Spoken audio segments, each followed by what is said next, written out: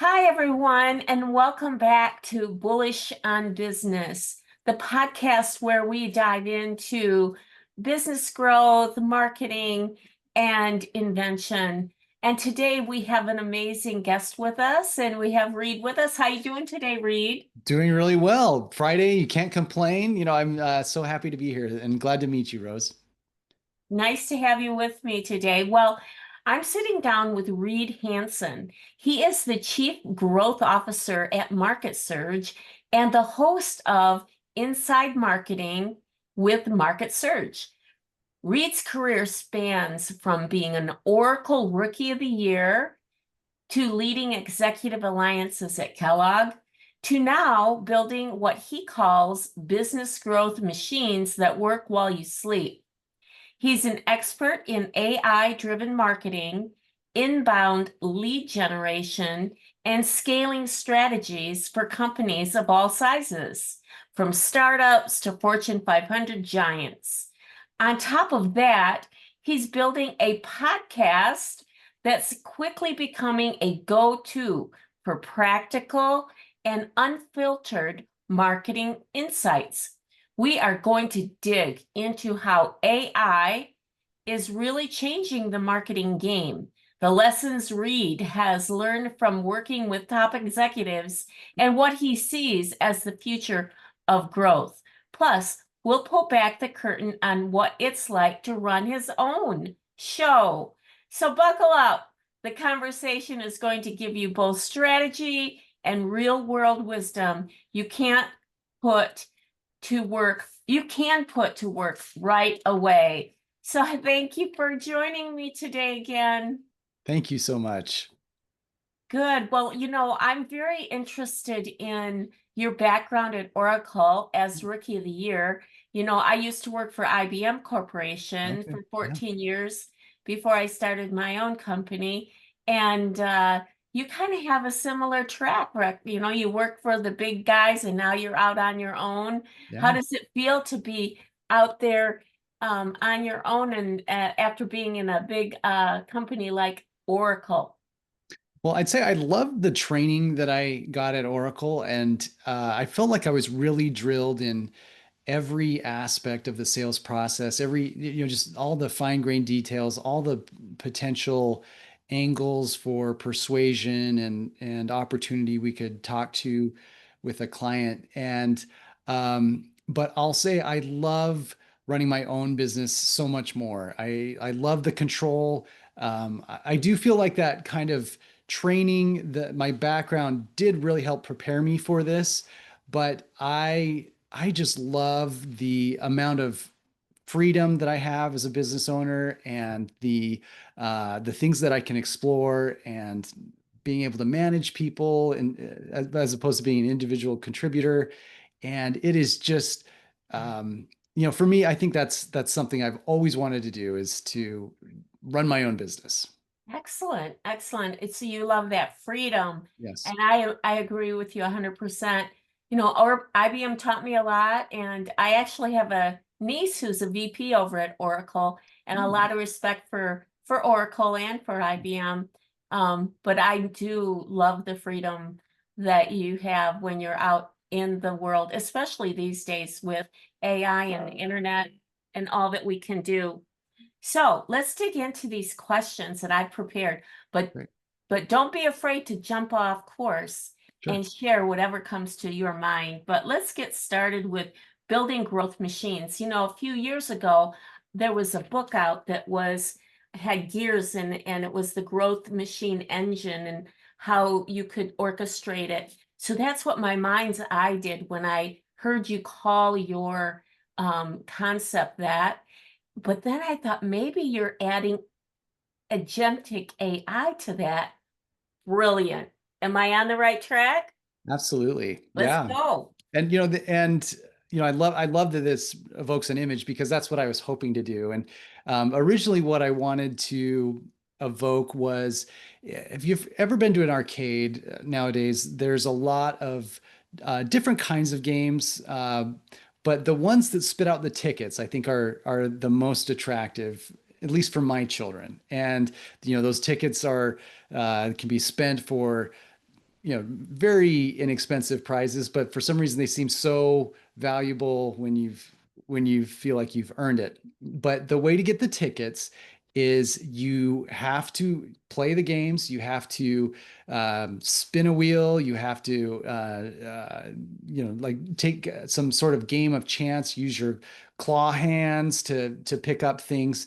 But really, the key to that is the most um, chance, the most times you play. The more times you play, the more opportunities you will have to score big, to land a big payoff with in terms of tickets in the arcade.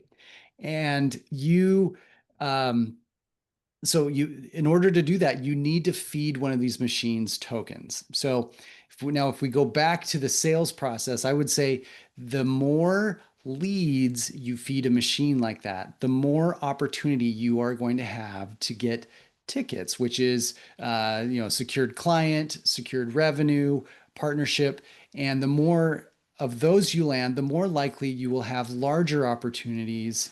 And so the machine itself has to exist for you to be able to do this process. And agentic AI has been a really important part of what we can do now, and it has increased our ability to get more chances to run the machine and more leads into the machine with minimal staff. So it's basically it's sped up these machines, it's made these machines bigger and able to handle more workload without increasing staff in every case. So agentic AI has presented huge opportunity and has really I mean, it's really exciting. So when we talk about agentic AI, just to get into the definition, now, there's a lot of different AI platforms out there. They have a similar approach. They need to be given instructions, frameworks. They need to be fed data about your business and your products. But when they do, they're able both to create fixed communications, like they can create the content like blogs, outreach emails, outreach texts, scripts for your salespeople, or they can craft the idea for the automation themselves, or they can actually be dynamic pseudo salespeople in the sense that they can respond with intelligence to incoming inquiries. They can do outreach on your behalf, either in voice form or SMS text form. And those factors just make a lead machine just work so much faster. So So there's some, go is ahead. that what you have, a lead machine, or are you an integrator? I'm an integrator.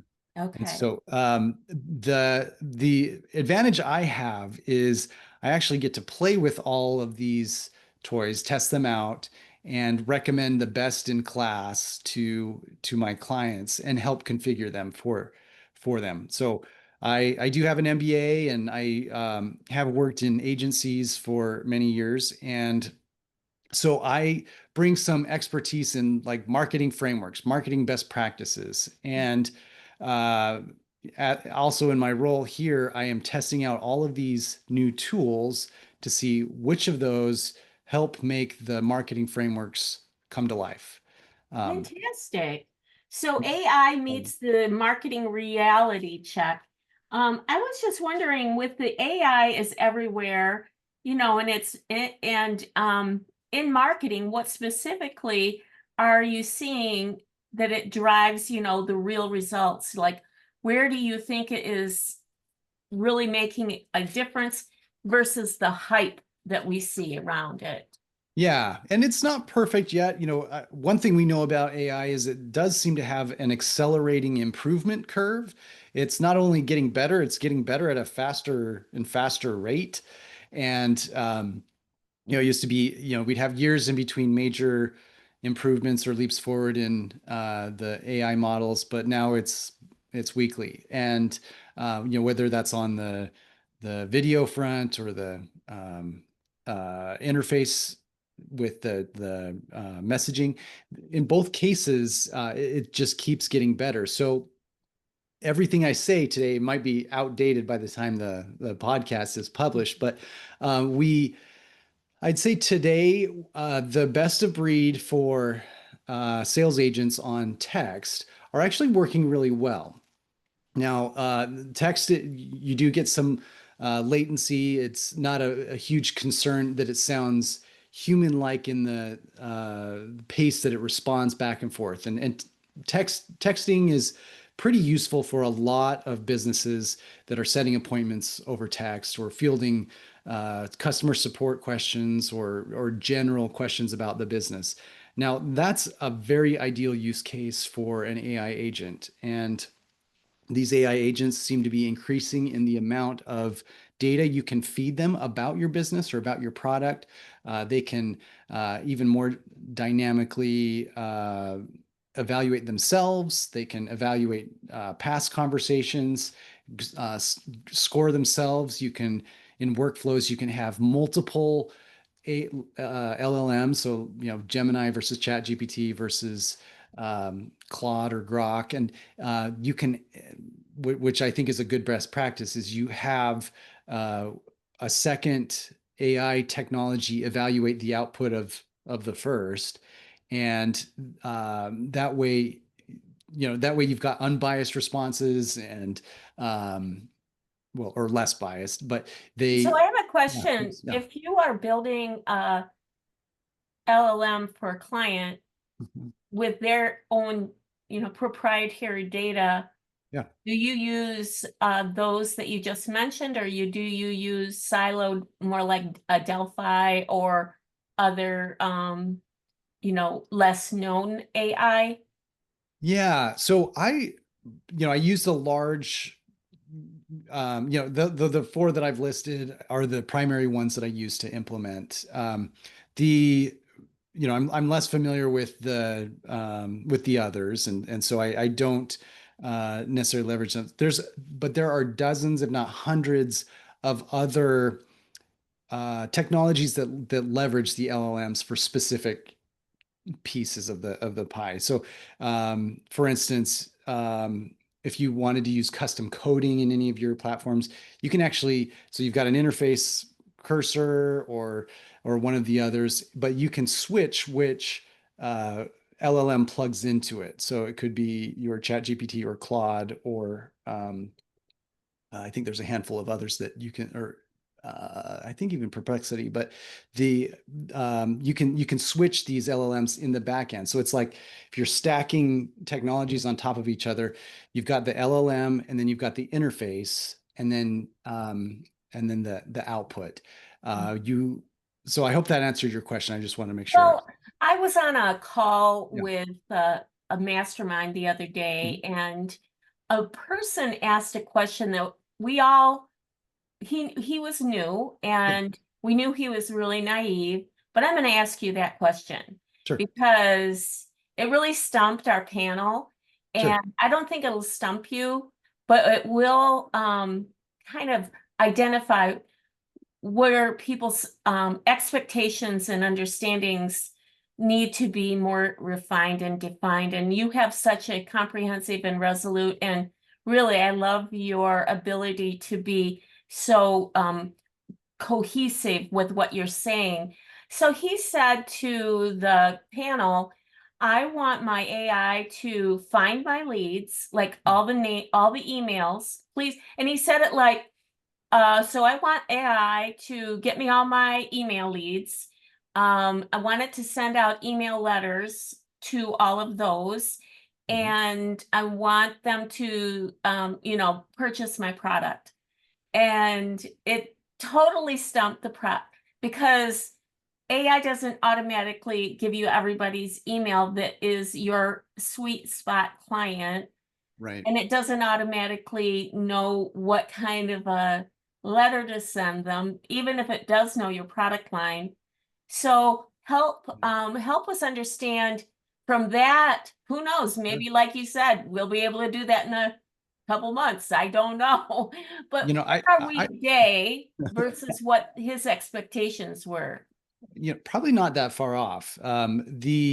So, in the technology world, you've got individual apps, and they're historically, so pre-AI, they'd been supported by a set of instructions that were coded into the tool. So, um, like say we wanted to get the emails of potential prospects. Well, okay, so you have to decide where you're going to get those, where are some public facing places, and you could be looking at conference websites that potentially are posting lists of attendees, or maybe LinkedIn with people that have public facing emails. Well, how do you get those? Like you could manually click and do that. And so we do know that tools exist that if you gave them to the directions of which web URLs to go to, they could scrape the screen, take all the data, and put it into a spreadsheet. Now, those actually have existed for a while, but it's a little bit tedious to try to find the emails and And um, spammy. yeah, spam. Yeah, it is, and so you have to kind of think about the approach. Is the approach wise? Um, so It's may just you know so many things to consider. That's right. But you have to kind of think of it as a stack. So on the top of your stack, um, you're going to have to decide where are you going to get these leads. And if you think that there's a repeatable way to get these leads, in any sense, then there is an application that can do it for you. Hmm. Um, but you need to give it instructions. And so if your instructions are like, well, just go to conference websites and see if we can scrape leads. Well, that's so broad that it would require a massive amount of server processing to scan so many websites and all the pages on the websites to try to find these lists. And then when it finds these lists, like, oh, maybe some are in PDF form, some are in very cut and paste format, or easily formatted. So there's so there's just that aspect. Now, what AI does is it thinks through those things, and it draws on maybe there's been dozens or hundreds of people that also use the system that have asked for similar things. And so it can pull in like what has worked and what hasn't worked from all of these attempts at making this work.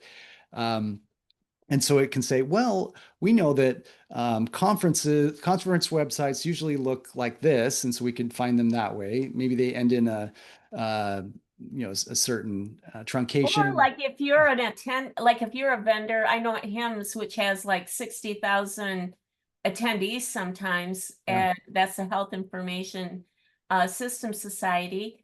And if you are an exhibitor, you have access to the attendee list. yeah. So let's say you have a legitimate list They and have the it's list. Okay. 60,000, and it's legitimate because you attended, all the attendees know that they are in their list and that they may or may not hear from you. So it's Yeah. not going to be spam. They Right. they have agreed. So let's say we've got the list, Yeah. and now your agentic AI can work with that list. Absolutely. So the and what you'd find is it's actually like if you were just using Python, you could definitely process that list without AI. You could, and separate out the emails and make sure that the names and emails matched up.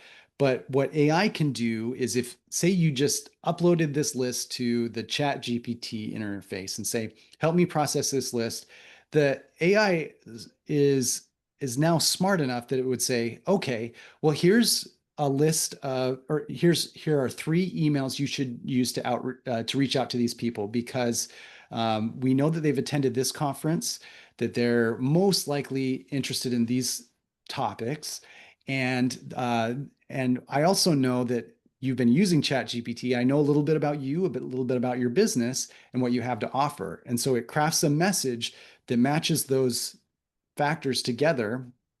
And now all of a sudden it's thinking about, what does this person need? What do you have to offer? And what is persuasive to get you together? and it will give you the intelligence like, well, these people don't even really they don't tend to respond to emails, or you should be texting them instead, or you should be calling them instead. Right, right. And it thinks of things that you don't think of. Um, and it's like it's both crowdsourcing and synthesizing data that isn't even um, maybe people aren't even talking about, but just that the uh, LLM has ingested so much data and seen what has worked and hasn't, and now gives you feedback. Says like, oh, there's a better way, and So it recommends let's yeah, text this rather yeah, than wonderful. That's yeah. amazing. Is there anything else before we move to more broad questions that you want to talk about? Because I love this engine Yeah. concept. Like Yeah. if I want to be your best client, is that all I need to provide to you, or what more do you like interview me, or what do you do when you get a Absolutely. client? So, I kind of like the AI agent itself. I would like to have as much information as possible, like more information than I could possibly read, because I will create a custom agent for you. And this custom agent can read that data so much faster. If you have a list of contacts, marketing material that you've used in the past, maybe even a long-term blog, I can ingest all of that information and reference it as we create our machine together. Um, and we'd be very mindful of your audience in creating this. Just one caveat: as good as some of these technologies are, there are, depending on your demographics or your experience using technology, people have different levels of being receptive to receiving AI sounding communication. Some people are better at sensing it, and some people don't care if it's AI. They're still happy to interact with it. Mhm. Others can't tell and would be mad if they knew. Isn't that And funny? yeah, I'm a really early adopter. I yeah, always have been. And it's so hard for me to I try to relate to the Luddites, but I have such a hard time relating because, I don't know if I see you went to University of Michigan, so you know yes, of Michigan and you know of Mackinac Island. oh yeah, yeah, Where years ago they put a car on Mackinac Island and the horses got afraid. And so they passed a law because they didn't want their horses to be afraid that they would no longer allow for cars on Mackinac Island. Well, now it's turned into this really cool tourist destination because of that. yeah, But I'm glad the whole United States didn't act that way about the horses being afraid of cars, you yeah, know? And so I think about that. My good friends back in the like in the 2008, 2009, I'm never going on Facebook. I hate Facebook. right, Or even my brother back in the 80s said, I'm never having an answering machine. I hate those things. And it's just like, I don't know. I just don't get it. yeah. Well, it's I these mean, are big well, I changes get in the upset future. because somebody sent you something that an AI came up with. It's really not that much different than having a computer do the math for your paycheck. Are you mad because a computer did your wages times your hours and came up with your salary rather than a person using a pencil and a piece of paper? I mean, what's the difference? Right, right. Well, and if it if somebody is pitching you using AI generated content with something you could actually use, I don't know why you'd be irritated. I feel like if the value's there, it's there. It doesn't matter who the And getting back to that payroll yeah, analogy, yeah, um, computers may be more accurate in multiplication yes, than a human. And getting back to your metaphor about the game and the ticket spitting out the tickets, I love that metaphor because it really does bring to life the importance of feeding those leads in. And the more you feed into that lead funnel, the more fruit you'll get out on the back end. right. Let's talk about the fruit. How does AI provide more I know it's garbage in, garbage out, Yeah. but how can AI do a better job of producing fruit at the end of this machine, Yeah. like spitting out better stuff? If you know what, Yeah. are you following me? I am.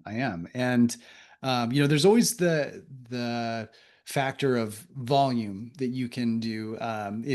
If you added a AI sales rep that you trained with your business data, that's going to cost you a lot less than hiring another human. So, that's just the truth of the matter. I don't mean to say we should be replacing people by any means. I know that's a hot topic in this space, but the uh, that the technology is such that it's very inexpensive and very economical to scale. And so, So um, break that down because I don't understand what you yeah. mean. So, okay, so say whatever company you have, say you have a phone booker that is calling leads and trying to get them to buy your product. Okay, And I'm with you. yeah, and so So I've that got a real person on the phone real person on the phone, versus an AI. yeah, versus an AI. Okay. So And it's yeah, just like they, basically the machine, again, being from Michigan in yeah, the 80s and 90s, a lot of white collar people were putting the blue collar people out of work because of robotics.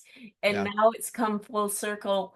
So, and yeah. some of my relations were the ones that were the blue collar workers. So I like what goes around comes around, I right? know. Well, and Okay. it is too bad in some ways, but in others, I think it does open up opportunities for the same people that they can learn this technology and they can help,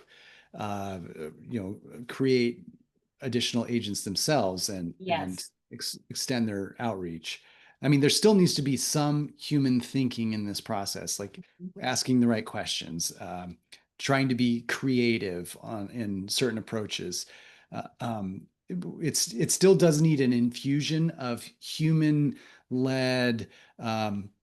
This is my ideal scenario, and asking the GPT, the Chat GPT, to help you build that is still a really important part of this process.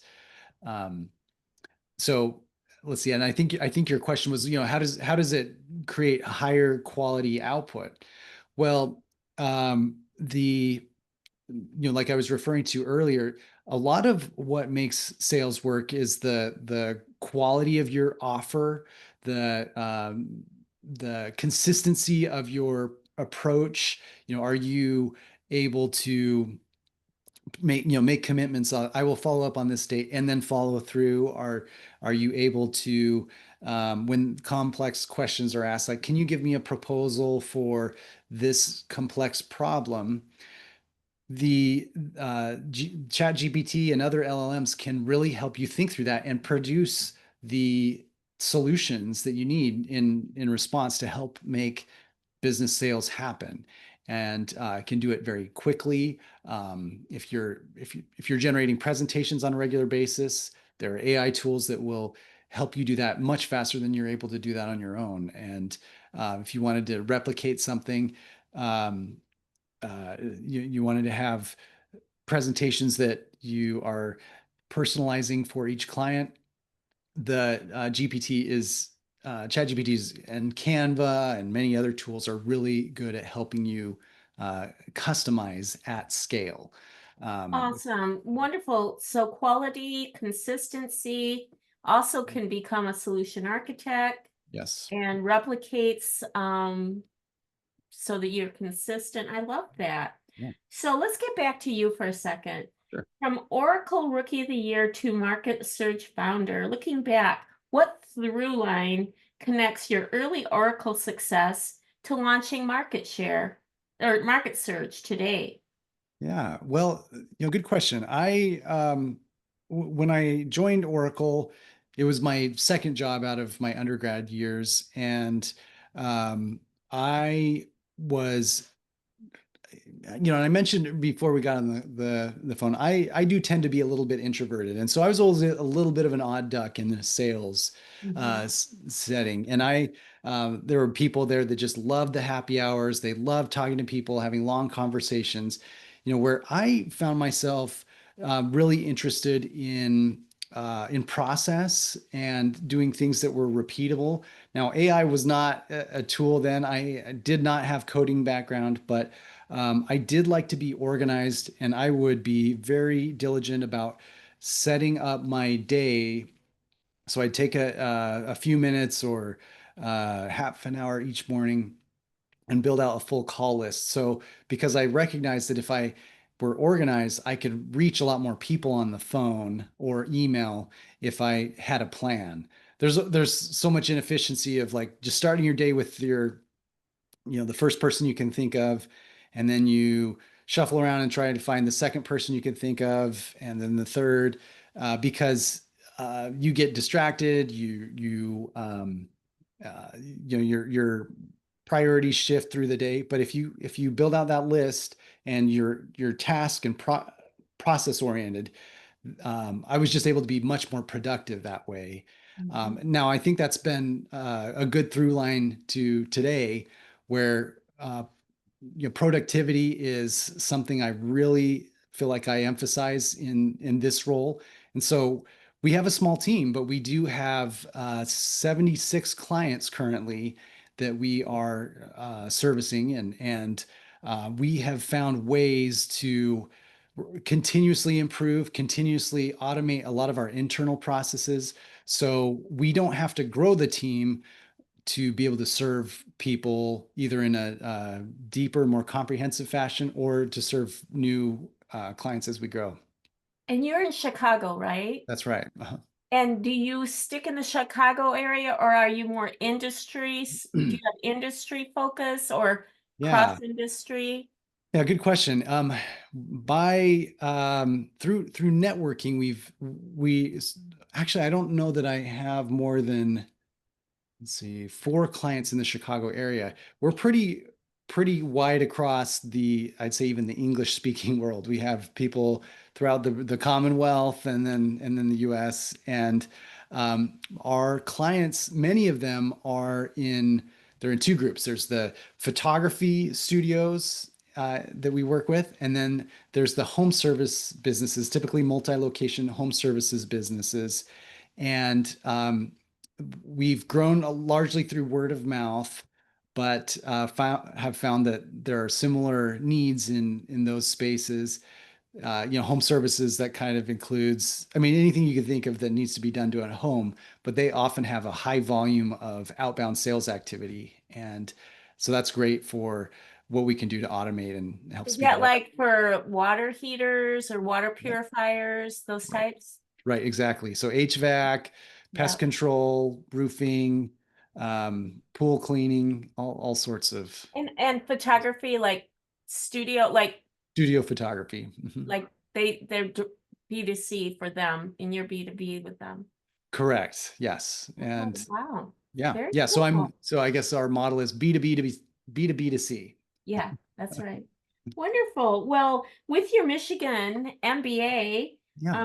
I won't hold that against you because I went to Michigan State, but Fair enough. that's very cool. Michigan MBA is not easy, and congratulations Thank you. on that. And then you have this whole gritty sales background. What do you lean on more, strategy or real world hustle? Oh, that's a great question. It is a little bit situational. I have found that um, I try to lead as much with strategy as I can, but I often find that in difficult moments, I can't be grateful enough for some of like you said, the gritty sales experience, the no's that I've received, and some of the difficult or challenging sales cycles I've been through. Um, I feel like the bad, tough times, um, in the moment they're not fun, but but they do seem to culminate in is like I feel prepared for a lot more situations because I've had so many sales conversations. I've fielded so many objections successfully and unsuccessfully, and I feel like that kind of growth comes through, especially in the difficult times. So that experience pays off when the strategy fails. So That's right. Yeah, yeah, you use what you can in your yeah, toolbox, it sounds right, like. right, So, you from an executive mindset from your time at Kellogg, yeah, I'd love to hear about that. yeah, Working with the senior leaders, what did you learn about how top executives think in growth? Now, which Kellogg? There's a few yeah, different Kellogg's. So, yeah. what Kellogg were you with?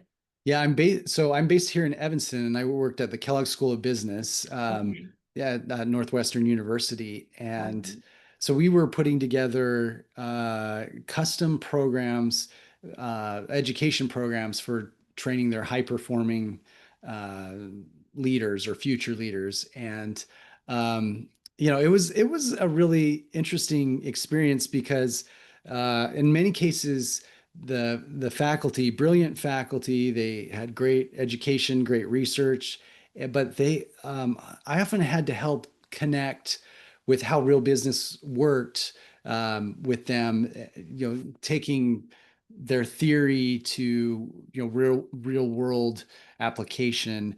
Um, and then conversely, the sales and executive leaders at these big companies we worked with, they often didn't really understand how to think strategically or think big or think in terms of this case study, how that would be valuable to share with their team. And so it was standing between two. I had a foot in both worlds, and but it was great. It emphasized the need for, you do need to step back sometimes and look at big picture strategy. You need to look at what's going on, interesting situations that are happening in other industries that might not be directly applicable to you, but what try to take learnings from that. And those are, I think, key lessons that I'm carrying forward. Excellent. Well, yeah, that's a great vantage point. You've got the Oracle, you've got the education, and now you've got the small business. So inbound and outbound in Yeah. 2025, where should companies invest their energy today? Inbound lead gen or outbound muscle? And how do you balance the two? Yeah. Great question. Outbound is, it's always been challenging. There's been many ways to um, reach out to new customers. And, right now and it has to evolve because there's just different ways to communicate. I think probably at I'd like to reframe that a yeah, little. sure. We're Yeah. talking about prospecting, right? Right. At Right. the, in a nutshell, Right. inbound prospecting, outbound prospecting. Right. So let's get down to Sure. definitions. Yeah. In today's world, define to me what outbound prospecting looks like and contrast it to what does inbound prospecting look like. Yeah. It's almost like the difference between pushing and pulling. Outbound is where people that may not have um, been looking for your service or your business, you are kind of introducing yourself to them, introducing your solution to them, and trying to get their attention and establish that need for what you sell. So is that Facebook ads? Well, I would actually put Facebook. Facebook kind of straddles both because the ads, because they do put you out there, but it's an attempt to get them to take an action to uh, Come uh, in. yeah, come in. Yeah. And so So if you say, hey, look at me, which hey, is yeah, outbound, but not really. It's not like it's not like Pokemon or you're right. just saying, hey, here I am. Exactly. It's like, And then they come. So and that's then more inbound. This is why yeah, I wanted you to do this because it's yeah. so confusing. Yeah, yeah. So, outbound, like I was saying, it could be like door-to-door A cold sales, call. cold call, cold Cold email. call. Okay. So you have like I'm extending my hand to shake your hand.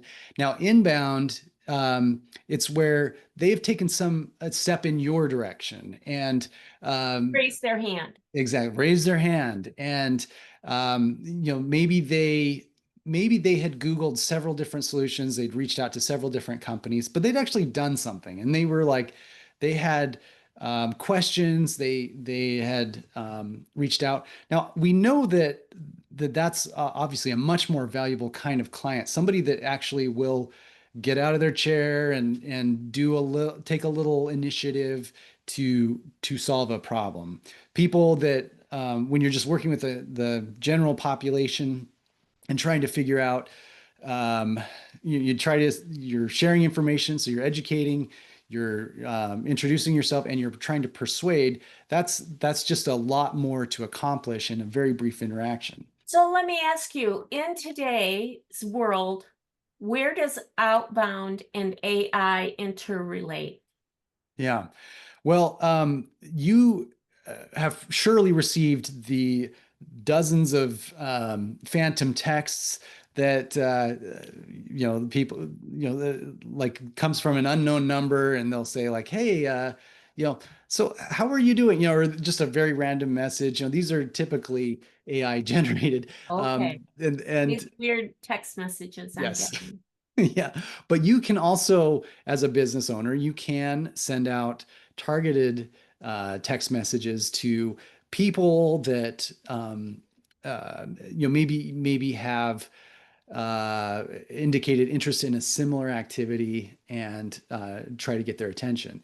And you can use AI to create these messages. Typically, the process you want to follow is you'll have a static message, something you've written in a text, and the first step of the process is send out a little teaser like, "Hey, are you looking for pool cleaning services that do this for you without your involvement? Are you like an all-in-one pool cleaning service provider?" And if they respond, then the AI chatbot can take over. And with their response, they'll say like, "Well, I'm not ready now, but I might be ready in the spring." And the AI bot would say, well, great. It might be wise to consider keeping your pool clean over the winter as well, so there's not as much damage to your equipment or whatnot. And we'll try to persuade and try to move the sales process forward.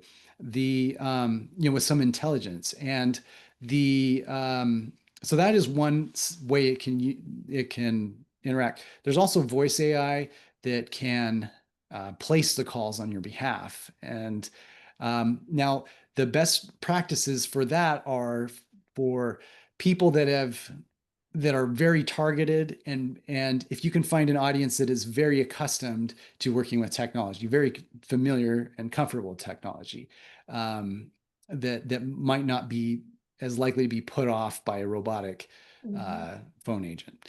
So now that's typically the role of outbound. And if you go even back in time, like to help craft those messages, you can ask AI, what's my best audience for this? What's the best process time of day platform for all of these things?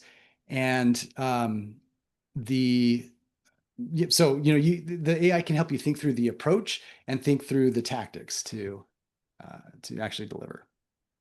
So from a B2B perspective, what is outbound in AI?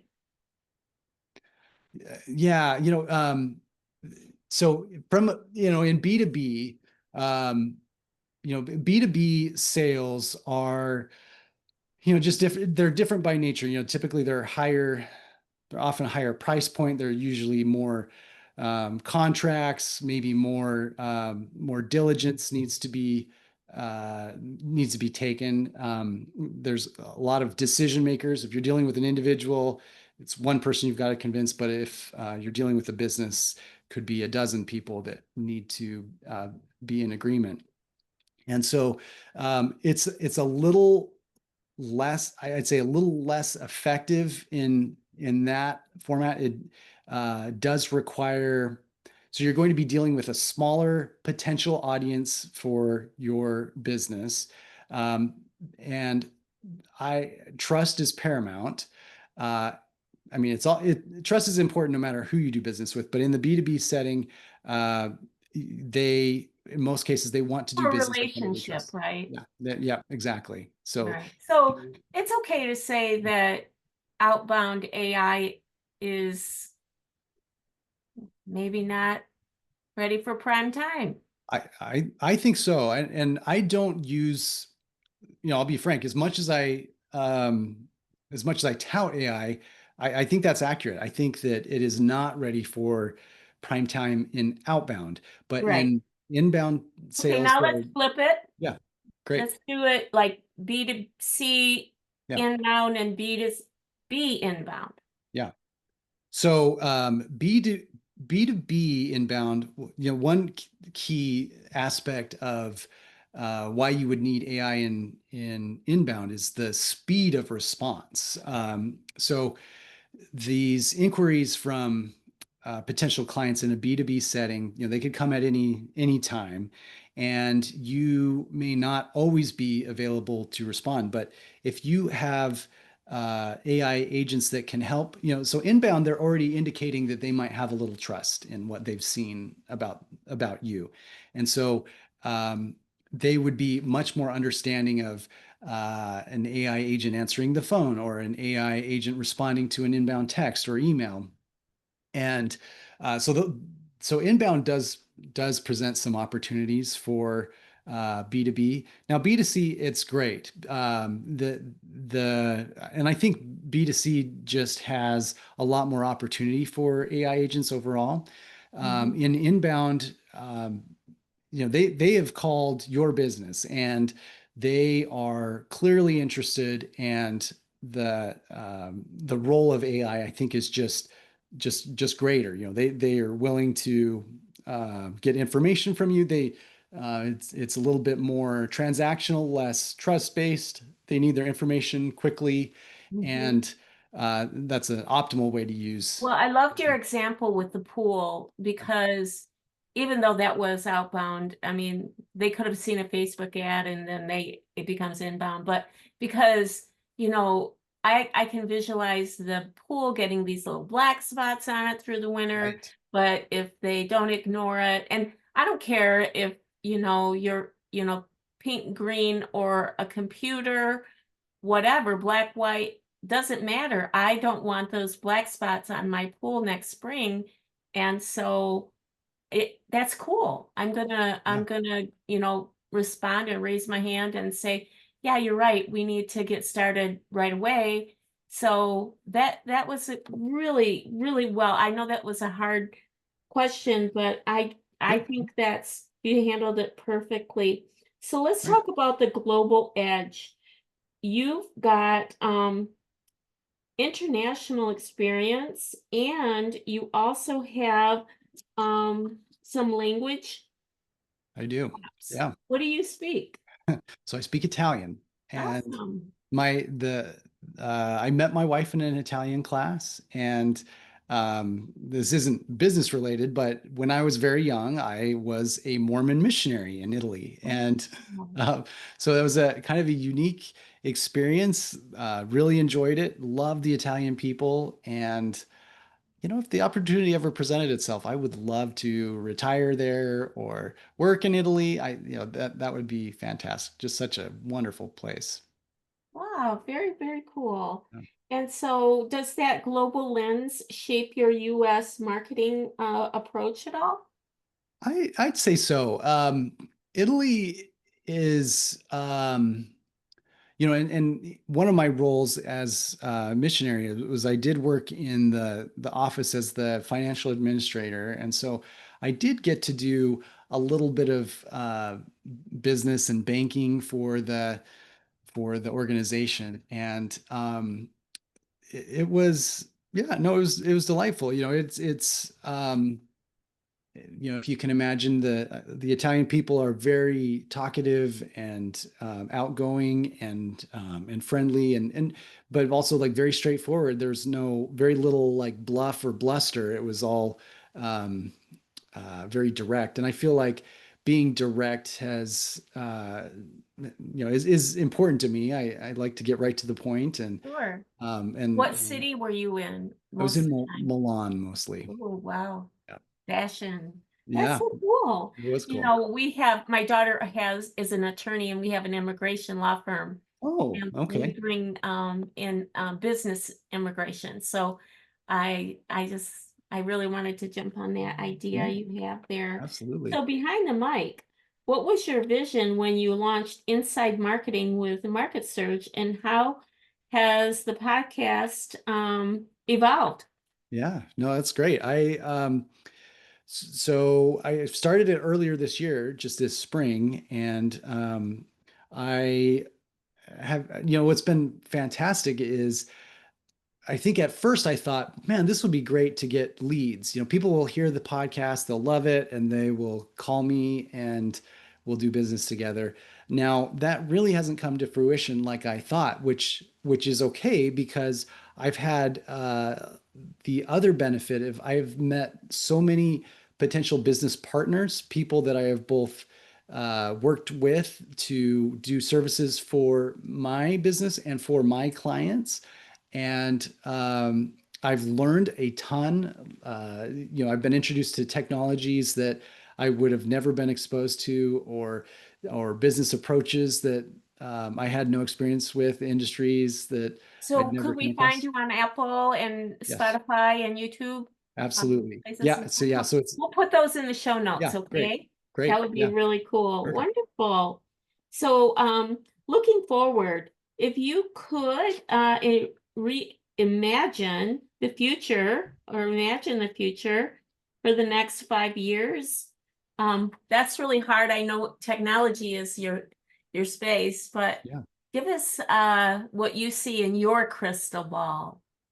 Yeah, and when we've talked, there were a few use cases you mentioned earlier in the conversation where somebody just like wished something and they wanted just to state like I need this and I need AI to do it. Now we're still like when I'm putting together machines, it's usually like a stack of technologies one on another, and so I'm asking the Chat GPT to tell me how to instruct this other technology, how to create inputs, but there are tools that are starting to come about that I think will be kind of swallowed up by the LLMs, that our interaction will be much more like what the the gentleman on your mastermind described. I think we're going to get closer to saying, well, I want more business. I would like to build more websites. And you just type that into ChatGPT, and it carries the ball in a more sophisticated fashion. Says, well, we're going to need to create a campaign, and we're going to need to price it this way, and we're going to need to have these partners, and we're going to need to make this schedule. And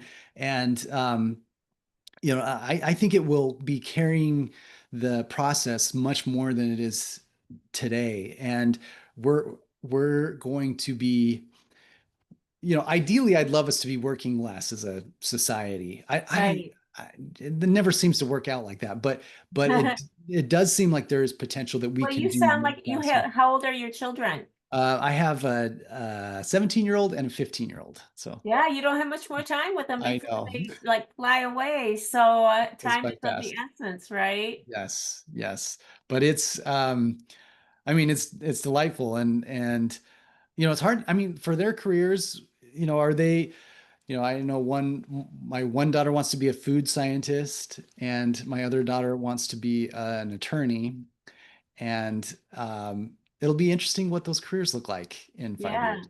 My daughter she worked for my software company Okay. and was an introvert, more like you, Yeah. and just didn't and wasn't techie. You know, she was an international and global studies and music major. And so she ended up working for me, but became an attorney in her 30s. Oh, wow. And now she's in heaven. is doing immigration, and she also does family law.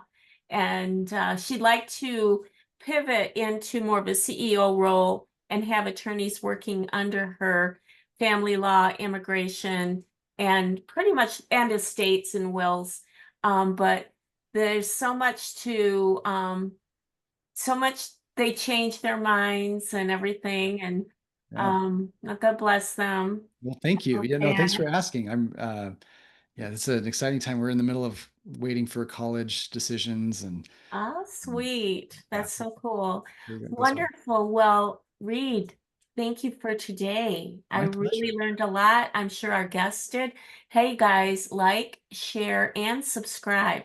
When you share this podcast, remember agentic AI and how you can really leverage it for B2C and B2B in. So B2C out, B2C in, and B2B in. So that will make sense to you. If you just watched it, if you caught the tail end, you won't know what I'm talking about, but it's well worth watching the whole thing. Any last words, Reed? Well, I think AI should give us optimism. I think there's uh, it may be a little daunting and it may um, be concerning for some, but I do think that it will change our world. But I do think that this kind of power and intelligence, I think, has a tremendous opportunity to make our lives better. So I have a lot of optimism, and I would hope to share that with anybody in the audience. Awesome. I agree with you. And with that, thank you, Reed. Goodbye. See you next time on Bullish on Business.